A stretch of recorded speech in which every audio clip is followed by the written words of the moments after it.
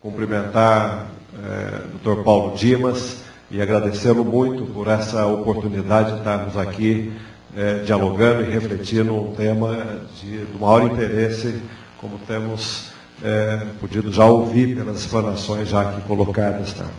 Cumprimentar o Edson Gismona, pelo Fórum de Combate à Pirataria, Fórum Brasileiro, André Montoro pelo Instituto Ético, o Garé pelo BPG, em nome deles cumprimentar as organizações da sociedade, meu colega secretário Orlando Almeida, queria cumprimentar também o Dr. Zé Reinaldo, que nos antecedeu ainda há pouco pelo brilhantismo da sua abordagem, né, e do diálogo com o Ministério Público.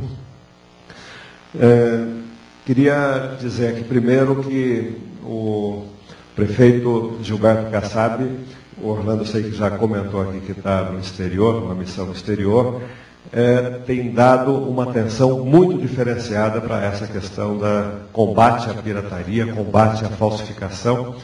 Isso no contexto de um trabalho integrado e articulado com a Secretaria de Segurança Pública do Estado, no âmbito do Gabinete de Gestão Integrada de Segurança da cidade de São Paulo, o Gabinete de Segurança, que discute e trata dos principais aspectos que atingem a nossa cidade, e não podemos deixar de olhar no contexto metropolitano e estadual, o que nos atinge do ponto de vista da violência, da criminalidade, da vulnerabilidade. Hoje é feita em São Paulo uma agenda, ao contrário do passado, é uma agenda conjunta, diagnósticos conjuntos, de tal modo que, com as informações da área de inteligência dos organismos de segurança, não só estadual, também temos um diálogo muito próximo com as autoridades federais que participam desse gabinete de segurança do município de São Paulo, e de tal modo que é possível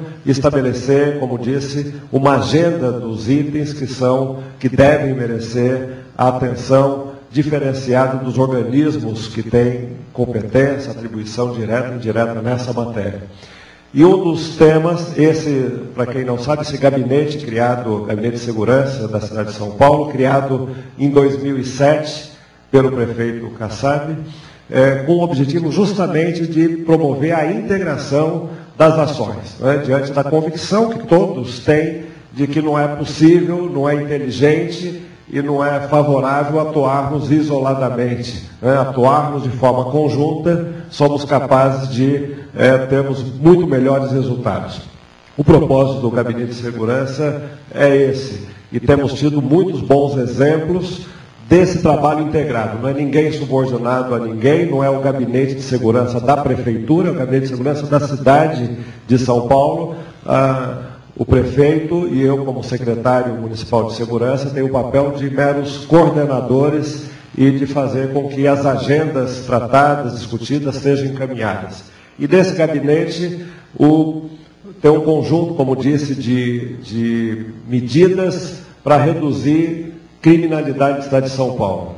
Vocês acompanham os indicadores que são divulgados e é possível verificar quanto que São Paulo, o Estado e a capital têm conseguido rebaixar de forma inusitada os indicadores. Pega-se normalmente o indicador de homicídio como referência, que os outros vai mais ou menos a mesma proporção, de ter reduzido, com referência a junho, por exemplo, 76% dos índices de homicídio na cidade de São Paulo.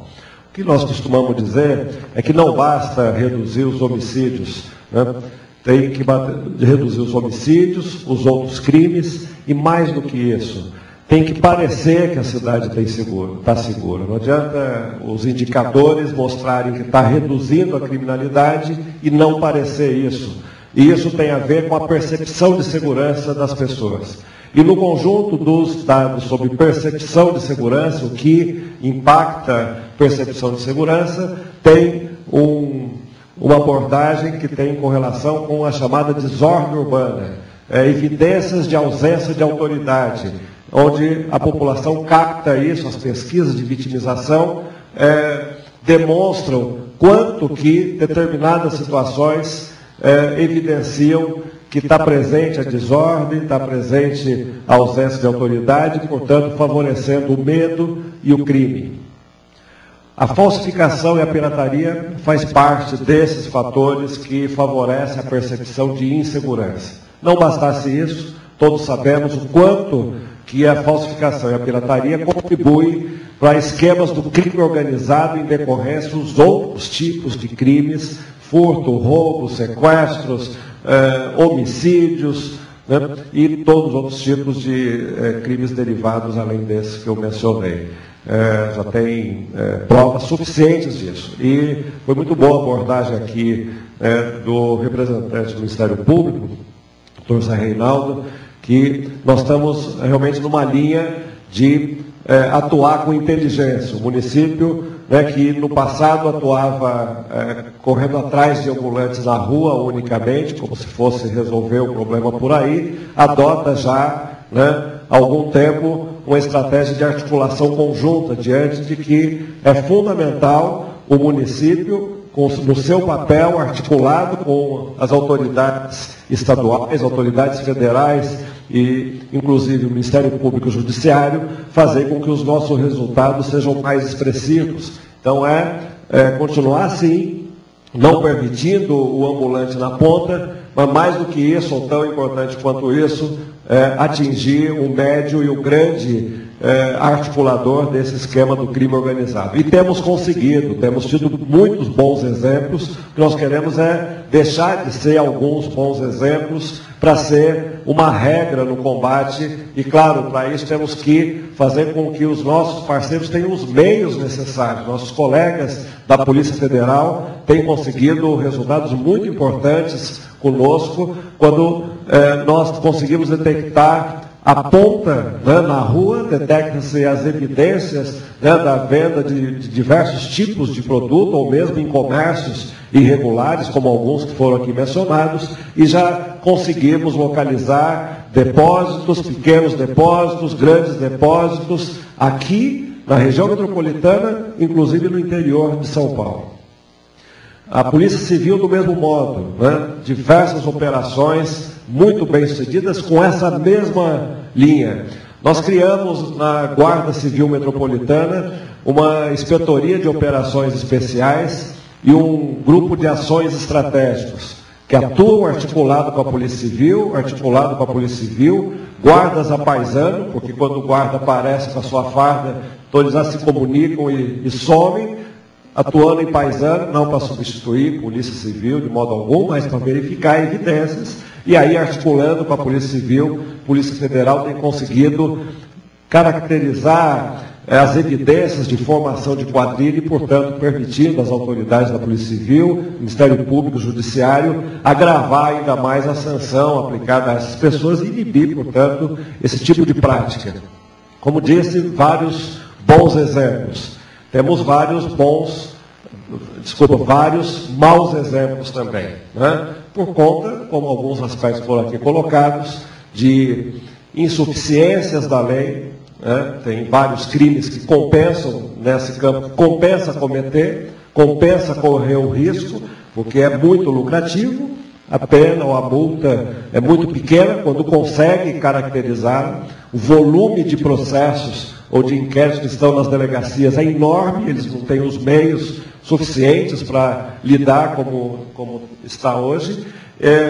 E aí, para eu não me alongar e não repetir o que já foi aqui bem colocado, nesse gabinete de segurança do município, numa parceria com o Ministério da Justiça, o Conselho Nacional de Combate à Pirataria, nós fizemos aqui um subgrupo desse gabinete que trata especificamente de combate à pirataria e falsificações. E esse grupo tem propiciado diálogos como esse, ou a nossa participação em diálogos como esse, de avançando no diálogo com as organizações da sociedade, que tem atuações extraordinárias aí, com o Judiciário nesse diálogo aqui, já desdobrando de outros que nós já tivemos, idem com o Ministério Público, e temos convicção de que esse é o melhor caminho para que a gente possa fazer um combate consistente e fazer com que o Brasil não basta fazer na cidade de São Paulo, ou no estado de São Paulo, mas que o Brasil,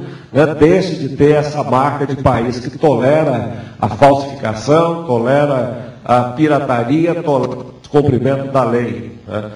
Nós temos, embora nosso território de atuação é o território da cidade de São Paulo, pela convicção que eu já disse, que esse é o tipo de crime que não surge e não está encerrado nas nossas fronteiras. Nós temos atuado além daqui, o exemplo que eu dei com o governo federal, mas temos também tratado com o Exército. Eu tive na semana passada uma reunião com o Exército, amanhã estarei com o Ministério da Aeronáutica, temos tratado com a Polícia Federal em Brasília, e olha, tive o mês passado na China, a convite do governo chinês para conhecer sistemas de segurança, e discutir lá com o governo chinês sobre essa dificuldade que nós temos aqui em relação a pessoas, né, da comunidade chinesa que fazem o que fazem aqui. Né? E foi interessante que eles estão investindo, o governo chinês preocupado com isso, porque eles estão se abrindo para o mercado internacional como nunca, né?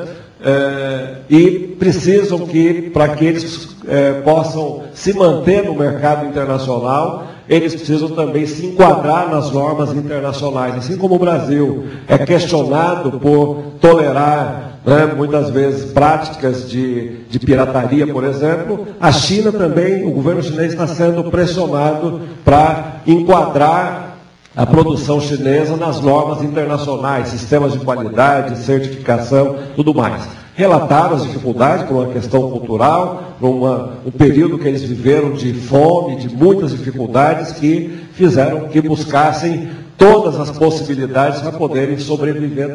Não é a realidade de hoje mudou, todos sabemos, e hoje o governo, né, nos mostrou uma série de medidas que estão adotando para conter esse tipo de imagem que a China passa, né, de um país fora da lei, que usa artifícios não competitivos do ponto de vista internacional. Eu disse para eles do nosso interesse de contribuir com isso. Tive a oportunidade aqui no Brasil de fazer reuniões com representantes do governo chinês em São Paulo, com autoridades da Polícia Federal, por conta até de esquemas do crime organizado ligado à China. Eu estou falando da China para dar exemplo, não é exclusividade da China, não. Estou aqui querendo eleger a China como a vilã de tudo, não, por favor.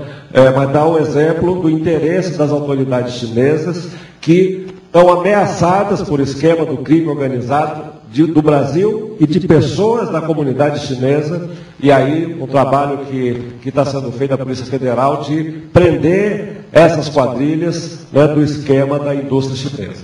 Tem problemas para todo gosto nesse circuito, mas para dar um exemplo para vocês do interesse do prefeito e da prefeitura de estar colaborando em diferentes portas para que realmente São Paulo possa servir de bom exemplo, não para fazer propaganda, não, mas de bom exemplo do ponto de vista de políticas públicas integradas para debelar esse problema da pirataria, da falsificação que atinge a população, não só por conta da segurança pública, mas de saúde pública, como foi bem colocado aqui. Eu queria, combinei com o Orlando aqui de eu falar rapidinho e passar para ele também. O secretário Orlando tem feito um trabalho extraordinário também, né, na Secretaria de Controle Urbano, e participa conosco do Gabinete de Gestão Integrada, e participa conosco também nesse grupo de combate à pirataria. Vou passar para ele, não sem antes, mais uma vez, agradecer ao doutor Paulo Dimas e dizer que nós temos uma expectativa muito grande,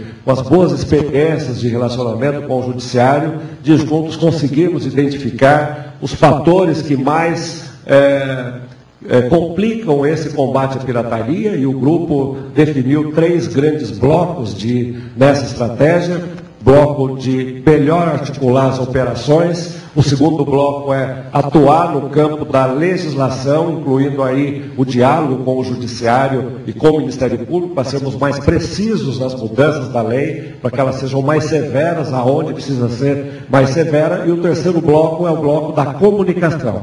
Comunicação entre nós, e esse aqui é um exemplo do avanço da comunicação entre nós, e comunicação com a sociedade para debelar essa imagem da expertise, né, da esperteza, né, que as pessoas muitas vezes vêm comprar um produto pela metade do preço, sabendo que é falsificado muitas vezes, e às vezes não sabendo o mal que vai causar para a sua família usando aquele tipo de produto, né? Ou o mal que vai causar, né, contribuindo para outros esquemas do crime organizado, e ela vai sofrer depois, né, na mão desse mesmo esquema do crime organizado que ela contribuiu, né, para fazer prosperar. Então, esse aspecto de comunicação também foi destacado por esse grupo como um fator muito importante, e precisamos juntos atuar, né, para que a gente possa ter mais sucesso do que estamos tendo, e temos tido muito sucesso, mas precisamos ter muito mais. Muito obrigado. Respeito ao combate da pirataria, e aqui já, preliminarmente, agradecer sempre o apoio da nossa Guarda Civil Metropolitana. Temos aqui 2 representantes da Guarda, que são orientados por um inspetor-chefe, que está sob o comando do Dr. Ortega, e a Guarda tem prestado um serviço extraordinário na cidade de São Paulo, principalmente no apoio aos agentes públicos das subprefeituras quando se trata do combate à pirataria. Quer dizer que a cidade de São Paulo tem a competência dada pela Constituição Federal, artigo 30, do controle do uso e da ocupação do solo. E toda a atividade de pirataria, ela se dá em algum imóvel, ou se dá na via pública ou na praça pública, e, portanto, a prefeitura, o município, o executivo municipal, é essencial nesses grupos, nessas forças-tarefas, ao combate dessas atividades ilícitas. Nós temos 2 leis especiais, além de outras que eu gostaria de citar, que é a Lei 14.167, que caça a licença de ambulantes e comerciantes que comercializam produtos ilícitos. Da mesma forma, a Lei 14.009 caça a licença de funcionamento dos postos de combustíveis que vendem combustível adulterado. Só queria me permitir, com a licença do desembargador Paulo Dimas, citar aqui a presença do Dr. Amorim, ex-presidente da APAMAGES, e que fez um trabalho excepcional aqui. Obrigado, Dr. Amorim, por nos prestigiar na palestra. Mas dizer que essa atividade se deu, e eu queria citar rapidamente duas fases desse combate à pirataria, quando o nosso promotor público, de forma acertada, fala de enxugar gelo, quando se dá uma grande operação, foi citado aqui o shopping 25 de março, e no dia seguinte o shopping já está abastecido com aquela quantidade enorme de produtos. Mas o stand center da Avenida Paulista acabou.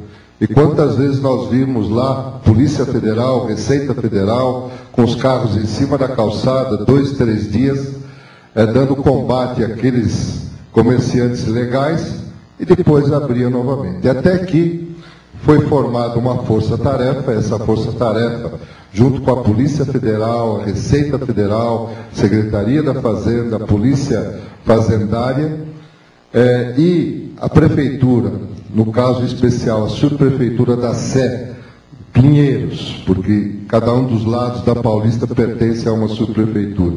E o CONTRU, com o auxílio da nossa Guarda Civil Metropolitana, nós conseguimos fechar definitivamente o stand center.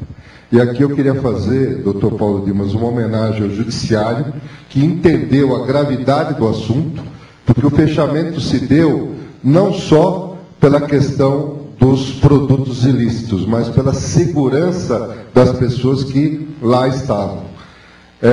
Não havia rota de fuga, não havia luz de emergência, não havia extintores em quantidade suficiente, e os que haviam estavam vencidos, os hidrantes não estavam operantes, havia uma quantidade enorme de produto combustível, inclusive thinner, latas de tinta, misturadas a papelão em algumas áreas do subsolo, o que poderia provocar um incêndio e ter um desastre enorme, porque a loja fica embaixo de um prédio comercial de grande porte, e foi fechado lá o Stand Center. Da mesma forma, o Promo Center, no mesmo dia, nessa operação conjunta. Então, é possível que efetivamente esses locais sejam fechados? É possível, desde que haja a colaboração de todos os agentes, já foi citado aqui pelo doutor Vismona nesse assunto, e nós podemos citar o caso da Galeria Pagé. A Galeria Pagé, que é sempre emblemático,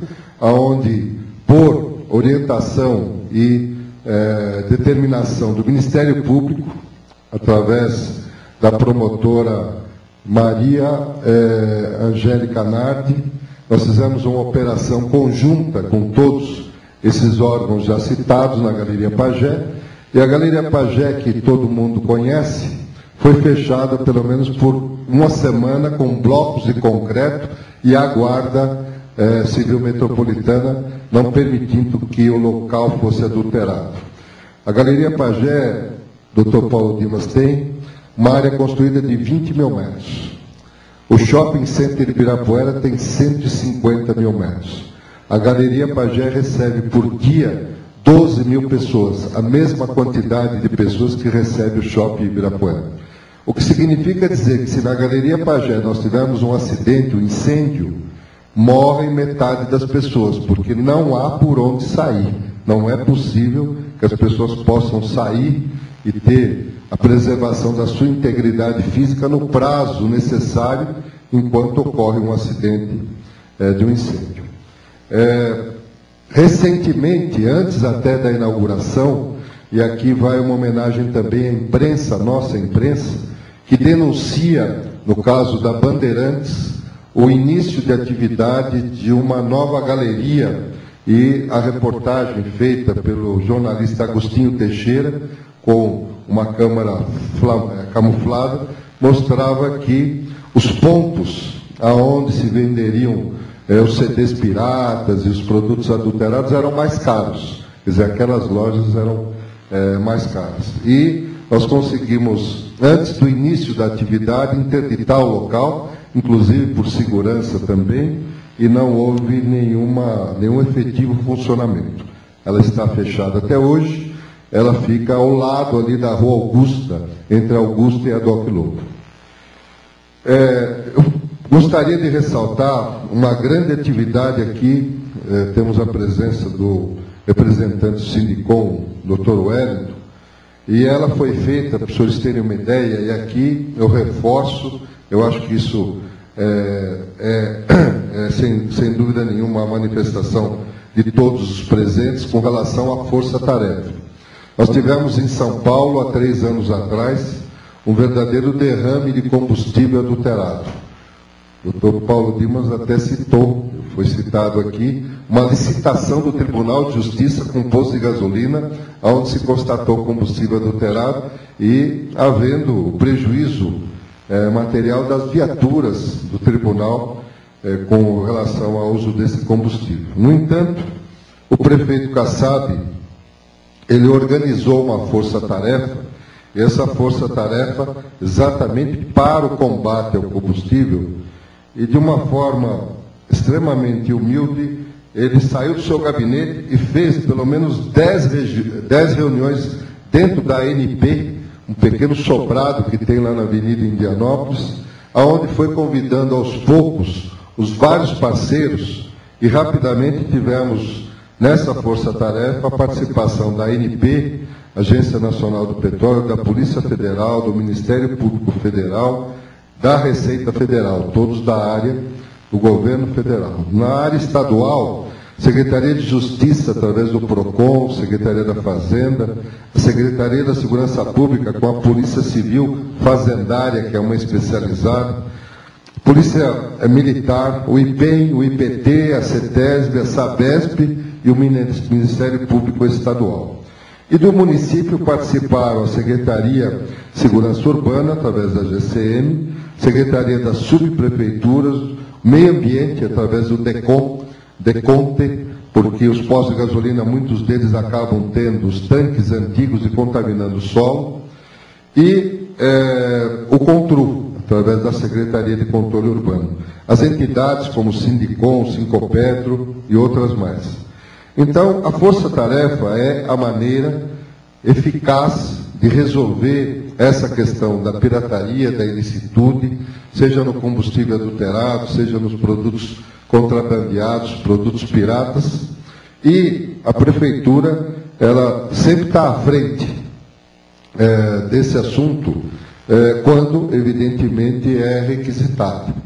Um colega me perguntou aqui na reunião se nós estávamos ontem presentes na operação que ocorreu lá na Pamplona, onde há uma galeria, e essa galeria tem uma segurança onde foi concedida, está funcionando, mas nós não sabíamos, a Prefeitura, pelo menos a nossa Secretaria, dessa operação.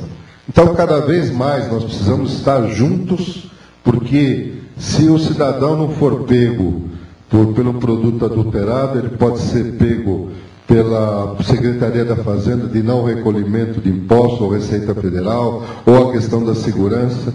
Então, o pessoal cita muito a história do Al Capone, que não foi pego pelo crime, mas foi pego pelo tributo, não recolhimento do tributo. Então, é um apelo aqui que eu faço para que todos os órgãos envolvidos, e aqui temos a coordenação da Secretaria de Segurança Pública do município de São Paulo, onde o doutor Ortega tem feito um trabalho extraordinário e pode, sem dúvida, concentrar essas ações. Queria só dizer do resultado dessa questão da força-tarefa dos postos de combustível. Nós interditamos mais de 200 postos de combustível na cidade de São Paulo. Outros 600 dos 2.000 existentes fecharam por conta própria, eventualmente não tenham sido flagrados, mas foram obrigados a trocar os seus tanques e se atualizarem, porque houve uma mudança importante com relação à troca dos tanques de combustível para maior segurança do solo. E nós tivemos uma legislação muito importante do Estado, que foi a lei do perdimento, o que propiciou, além do posto ser interditado, o combustível poder ser recolhido, inclusive com a ajuda do Sindicom, onde ele reprocessado é utilizado nas viaturas da Polícia Militar, Polícia Civil, ambulâncias, etc. Nós tivemos uma diminuição, conforme dados da ANP, havia no ano de 2007 cerca de 30% do combustível adulterado na cidade de São Paulo. Os últimos números chegam a 2%. Hoje nós temos uma dificuldade enorme, nós precisamos fiscalizar aí cerca de 30, 40 postos de combustível para encontrar um com combustível adulterado. Esses números representam mais ou menos 1 bilhão de litros de combustíveis que eram adulterados até 2007, e esses índices caíram hoje a números de 2%. Eu queria, finalmente, cumprimentar mais uma vez o desembargador Paulo Dimas e toda a sua diretoria da APAMAGES, que quando trouxemos a ele, junto com o Dr. Visconde, junto com o Montoro, junto com o Ortega, a possibilidade desse seminário, o Dr. Paulo Dimas de pronto aqueceu, e ficamos extremamente felizes pela competência da APAMAGES, através de toda a dissertação do Dr. Écio, do Dr. Paulo Dimas, com relação ao assunto que foi tratado com extrema profundidade, e eu tenho certeza que a repetição desse seminário, através do site da APAMAGES, trará, sem dúvida nenhuma, uma repercussão nacional com relação ao assunto, e permitirá a compreensão dos senhores juízes, dos senhores desembargadores, da importância do Executivo e das entidades no combate dessas atividades ilícitas. Muito obrigado.